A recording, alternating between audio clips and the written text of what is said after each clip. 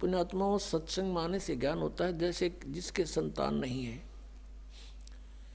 परमात्मा के विधान अनुसार वो सबसे उत्तम पुरुष है यदि उसको भक्ति मिल गई तो। नाम नहीं मिला तो फिर कोई दिक्कत को नहीं होते, संतान है या ना है। ये नहीं है कि जिनके कहना ये नहीं है कि जिनके संतान है वो निकम्मे हैं, नहीं। जैसा दृष्टिकोण समाज का था उसके विपरीत है परमात्मा का विधान।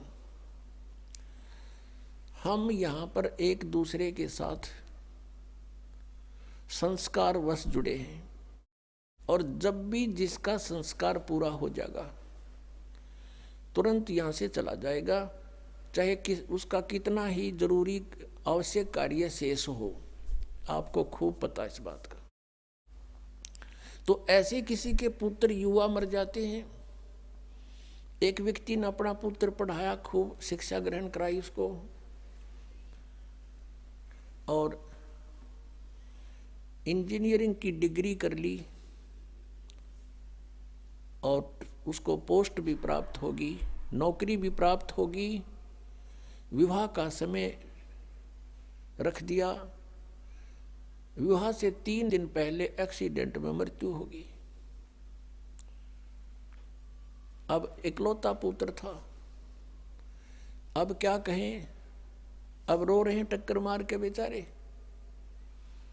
तो पुण्यात्माओं, ये सोचना पड़ेगा कि जिसका जितना समय, जिसका संयोग संस्कार जिसके साथ है उतना ही रह सकोगे, उससे ज़्यादा नहीं। उससे ज़्यादा यानी फिर हम ये आगे बताएंगे कि इस परमेश्वर कबीर जी की शरण में आने के बाद और पूरा ही परिवार मालिक के चरणों में लग जा, उसका तो कहना है कि नहीं तो जो लगेगा उसको राहत अवश्य मिलेगी। तो ये इस तरह की दुर्घटनाएं नहीं होंगी यदि नियम ठीक रखेंगे। जब लग हंसा हमरी आना, और काल लगे नहीं तेरा बाणा। जब तक, हे परमात्मा कहते हैं, हे जीवात्मा, जब तक तू हमारी मर्यादा में है तब तक काल का दाव नहीं लगेगा, काल का तीर नहीं लगेगा। परमात्मा की मर्यादा ये नियम है कि 100 वर्ष तक सतगुरु पूजा, एक दिन आन उपासी, वो अपराधी आत्मा फिर पड़े काल की फांसी।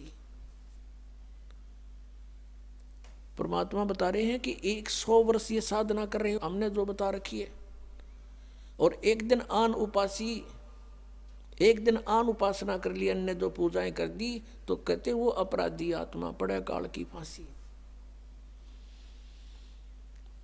तो ये मर्यादाएं खंड नहीं होनी चाहिए। हमारे नाम को बहुत दृढ़ता से हमने नियमों का पालन करते हुए आगे बढ़ाना है। फिर देखना खेल मालिक के, तो जो निसंतान हैं उनका आगे कोई लेन देन नहीं है,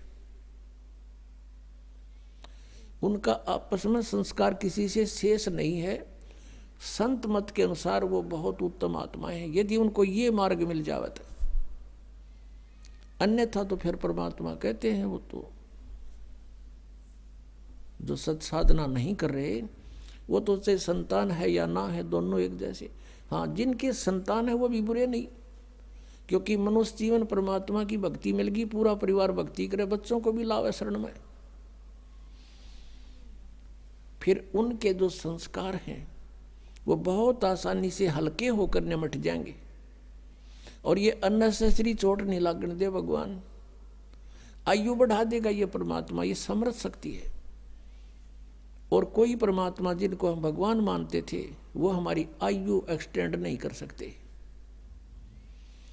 जैसे हम भगवान विष्णु को समर्थ मानते थे, उन्हीं के अवतार श्री राम और श्री कृष्ण थे।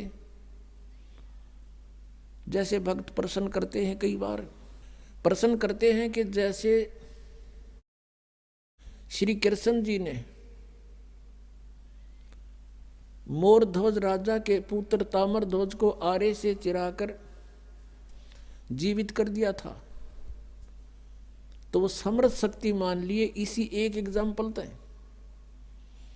परमात्मा कबीर जी ने कहा, धर्मदास जी ने ये प्रश्न किया था, तो परमेश्वर ने कहा कबीर देव जी ने धर्मदास जी से कि श्री कृष्ण जी ने अपना सगा भांजा क्यों नहीं जीवित किया अभिमन्यु? जब वो पहले दिन महाभारत के युद्ध में मारा गया था, उसका सगा भांजा था, सुभद्रा का पुत्र था, श्री कृष्ण जीवित नहीं कर सका, जिसकी आवश्यकता थी जीवित करने की। और वहां जा पंगा लिया, मोरध्वज का बेटा कटवा के जीवित कर दिया। धर्मदास एकदम स्तब्ध हो गया कि भगवान सच्ची बात है, उनका तो कुलनाश हो रहा था और वहां भगवान उसको जीवित नहीं कर सके। तो प्रश्न किया, क्या कारण है प्रभु? तब परमेश्वर ने बताया कि ताम्रध्वज की आयु शेष थी और इतनी सिद्धि इनमें है कि उसको आपे कटवाया, आपे जीवित कर दिया। लेकिन अभिमन्यु की आयु शेष नहीं थी, श्री कृष्ण कुछ नहीं कर सके और ना कर सकते।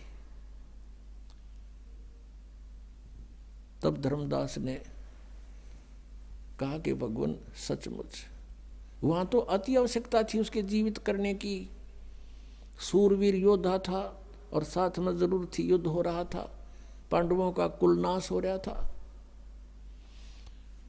तो इस प्रकार परमात्मा हमें याद दिलाते हैं कि तुम कौन राम का जपते जापम, ताते कटे ना ये तीनों तापम। अब प्रसंग चल रहा है कि जैसे हम इस परमेश्वर की शरण में आएंगे तो ये हमारी आयु भी बढ़ाएगा। ये समर्थ शक्ति है, परमेश्वर है, ये पूर्ण परमात्मा है। अब वेद गवाही देते हैं कि भगवान उम्र बढ़ा देता है, लेकिन वो है कौन परमात्मा? वो पूर्ण ब्रह्म है, कबीर देव है। आपको थोड़ा सा यहां दिखाते हैं कि समर्थ शक्ति देखो, बगैर सुनी सुनाई बातें तो हमने बहुत सुन रखी है, दंत कथाएं सुन रखी है। जब तक आप आंखों नहीं देख लोगे प्रमाणों को, आपको विश्वास नहीं हो सकता। क्योंकि हमने वेदों की आड़ में जो भी वक्ता होते थे, पुराणों का, वेदों का और गीता जी का रेफरेंस देकर सत्संग किया करते थे। और हम ये सोचा करते थे कि संस्कृत के विद्वान हैं, संस्कृत साथ बोल रहे हैं, इन्होंने सदग्रंथों को सही जाना होगा। और ये कहा करते थे कि जो प्रारब्ध है वो तो भोगना ही पड़ेगा, जिसकी आयु जहां समाप्त होगी वो तो होगी ही होगी, इसका कोई विकल्प नहीं। और परमात्मा की महिमा गुणों में लिखा है कि परमात्मा हमारी आयु बढ़ा सकता है, हमारे जीवन में आने वाले संकटों का नाश कर सकता है। वो कर कैसे सकता है? जो उसकी साधना सत्य हो, शास्त्र अनुकूल हो, तब उनको सब राहत मिलती है। परमात्मा हमारी आयु भी बढ़ा सकते हैं, आपको वेदों में दिखाते हैं। क्योंकि शिक्षा का हमें एक लाभ है तो यही है कि हम सदग्रंथों को स्वयं समझ सकते हैं। और जब तक हम नहीं समझेंगे, कोई भी हमें बंडा दे, कुछ भी कह दे, हम उससे की मान लेंगे। जिस कारण से आज तक हम यह भटक रहे हैं, अरे नकली संतों के पीछे लटक रहे हैं। ये देखिएगा, ये है ऋग्वेद, आपको दिखाते हैं ये कहाँ से प्रकाशित है। सर्वदेशी कार्य प्रतिनिधि सभा, महर्षि दानंद भवन, रामलीला मैदान, नई दिल्ली से। उनके फोन और फैक्स नंबर ये है। ये मुद्रक है Prince offset printers, 1510 Pataudi house, Daryaganj, नई दिल्ली से। ऋग्वेद मंडल नंबर 10, सूक्त 161 161 और मंत्र नंबर 2 में, यदि रोगी नष्ट जीवन शक्ति वाला हो, यानी जिसका जीवन नष्ट होने वाला हो गया है, यदि अथवा सीमा से परे चला गया है, यदि मृत्यु के समीप पहुंच गया ही है, तो भी उस रोगी को, ये देखिए ना, दयानंद के भक्ता ने मैं वैद लिख दिया यहाँ पर, क्योंकि दयानंद ये मानता था भगवान कुछ नहीं कर सकता, ना रोग काट सकता, ना उम्र बढ़ा सकता, इसलिए यहाँ लिख दिया मैं वैद। कष्टप्रद रोग के पंजे से छुड़वा लाता हूँ और 100 सर्द ऋतुओं तक जीने यानी 100 वर्ष तक के लिए इसको बलयुक्त करता हूँ। अब यहाँ जो इन्होंने जानबूझ कर बकवाद करी, इस मूल पाठ में इसमें वेद का जिक्र नहीं, क्योंकि वेद कोई मेडिसिन की बुक नहीं है, ये भगवान की जानकारी महिमा है इसके अंदर। अब यहाँ तो ये न लिख दिया, फिर परमात्मा कहते हैं चोर चोरावे तुमबड़ी, वो गाड्डे पानी में, वो गाड्डे हुआ ऊपर आओ ना, सच्चाई छानी ना है। लेकिन कहीं ना कहीं परमात्मा ने इनकी आंखें बंद कर ही दी, जहाँ इन्होंने सच्चाई लिख दी, ना चाहते हुए भी लिख दी। भगवान ने लिखवा दिए तो क्या लिखे थे ये देखना। ऋग्वेद मंडल नंबर 9 सूक्त 80 और मंत्र नंबर इसका भी 2। हे परमात्मन, आप उपासकों की आयु के बढ़ाने वाले हैं। या भूल गए वैद लिखना। देखा परमात्मा के चोर चोरावे तुमड़ी गाड्डा पानी में, वो गाड्डा हुआ ऊपर आओ ना, सच्चाई छानी ना। और दिखाता हूं इन्हीं के अनुवाद में, ये देखिएगा एक और दिखाते हैं इन्हीं परमात्मा। देखो ये दास अगर आपको अनुवाद करके या बताओ वैसे तो नहीं जच्चे, क्योंकि ये आपका तो यकीन हो जा, पर ये होने ना दें, ये कहकर आपको भ्रमित कर देते कि रामपाल को संस्कृत ना आती, ये वेदों के अनुवाद करेगा। और यही हमारे भगवान कबीर साहब के बारे में इन्हें टांग अड़ाई थी कि कबीर अशिक्षित है, अक्षर ज्ञान नहीं, ये संस्कृत का मामला, ये सदग्रंथों को समझना इस जुलाहे के बस का कहाँ, ये झूठ बोलता है। और परमात्मा सारी सच्ची कहा करते थे। 600 वर्ष पहले ये बात बताया करते तो दास आपको सदग्रंथों से रूबरू करा रहा है, और उन्हीं से आज परमात्मा ने अनुवाद करवा रखे हैं। इन्हीं के अनुवाद में परमात्मा ने दया बख्शवा दी। नान्यो कौन कहे मैं काल हूं, और वो भगवान कोई और है। गीता में सारे रेफरेंस दे दिए, मालिक ने कहा दिया, उसने पता ही नहीं मैं कद के बोल गया, और सच्चाई बुलवा दी दाता ने उस ब्रह्म काल तय कि वो परमात्मा तो कोई और है और मैं तो काल हूँ, सबको खाने आया हूँ। जब तो नांडी पाक के कही थी कि यहाँ कोई मैंने टोकरियाँ नहीं कि मैं कह दूँ, और कह दी सच्ची, अब हमारा काम आ गई। अब देखो ये ऋग्वेद है, इसका द्वितीय भाग है। ये लंबी बड़ी जल्द में है। ये प्रकाशक हैं पंडिता राकेश रानी, और ये कहाँ से छपा है? प्रधान कार्यालय वेद मंदिर महात्मा वेद भिक्षु सेवा आश्रम लेखराम नगर इब्राहिमपुर मुखबेलपुर दिल्ली, दूरवास इतना, दान संस्थान। और ये है इसका अनुवादक महात्मा वेद भिक्षु भारतेंद्र नाथ, और दानंद संस्थान करोल बाग नई दिल्ली से इसने इसका अनुवाद किया है। देखिएगा ये है ऋग्वेद मंडल नंबर 10 सूक्त 161,